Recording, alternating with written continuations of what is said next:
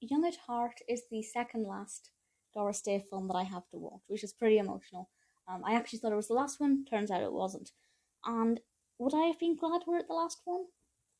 Yes, to a degree, to a degree. This was released in 1954 and was directed by Gordon Douglas and stars, of course, Doris Day as Laurie Tuttle and Frank Sinatra as Barney Sloan.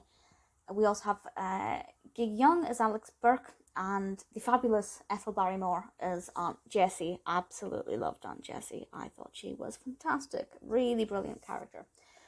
So, the description from IMDb, I think this explains it nicely without giving away anything. And this says, the lives and romances of three sisters in a musical family. The youngest daughter's life is complicated by the subsequent arrival of a charming composer and a cynical music arranger. Our composer and arranger, we have, of course, Frank Sinatra as Barney Sloan and Gig Young as Alex Burke. Alex appears first of all, and then he brings his friend Barney into the mix, and suddenly Laurie has these two men in her life. I won't say who she is attracted to or what happens with their relationships, but it's pretty interesting and very different to a lot of Doris Day's romances where, boy meets girl. It's pretty obvious what direction it's kind of taking. This one is a lot more intense and a lot more dramatic and unquestionably one of her most unpredictable films. I had no idea where this was going. And it's quite long. It's about 2 hours. And when we got maybe 10-15 minutes to the end, I just thought, how is this film doing this? It's amazing, but it's full of quite a few surprises along the way that I wasn't expecting, and it's just, they're so unexpected that it kind of shocked me. Really thoroughly enjoyed it. I have to say, number 9 is also an amazing character. I don't know if number 9 is credited. I don't believe so, but number 9. Look out for the furry character, number 9.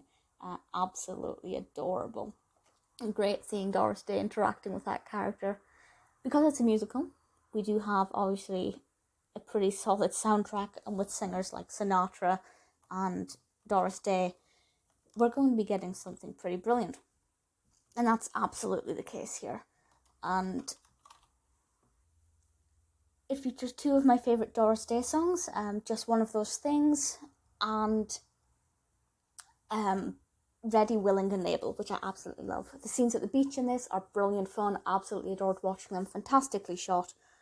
I don't want to say any more than that about the narrative because I don't want to give too much away. But I will say just don't expect anything specific because you will probably, hopefully, maybe it's just me. Maybe I'm just not very good at predicting things. But I'd say whatever you would expect from this would be the unexpected. It's, we have a great cast of characters played by some wonderful actors. The music for this is absolutely brilliant.